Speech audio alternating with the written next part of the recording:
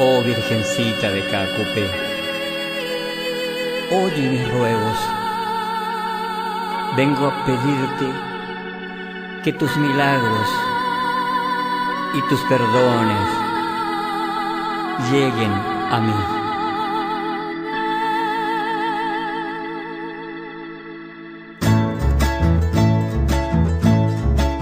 Ya la caravana de los promeseros asciende en la loma de Cacupé. Campanas de bronce tocando oraciones Llaman a los fieles con un canto dulce para Ñemboé. Virgencita Santa, recuerdo que un día con salmo en los labios hasta ti llegué, y allí de rodillas en tu santuario Con fervor creyente como un peregrino yo también oré. Oh Virgencita de los milagros, tú que eres buena, oye mi ruego, vengo a pedirte que tus perdones lleguen a mí. Caudal de hechizos y de ternuras hay en tus ojos, que son azules como es el cielo que cubre el suelo donde nací.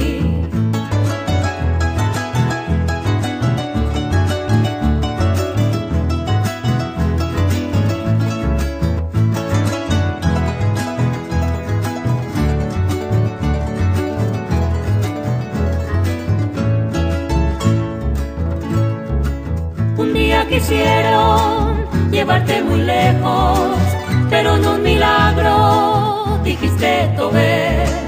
Desde entonces ciego, creyente y sincero, Tu pueblito humilde, Virgencita Santa, se postró a tus pies.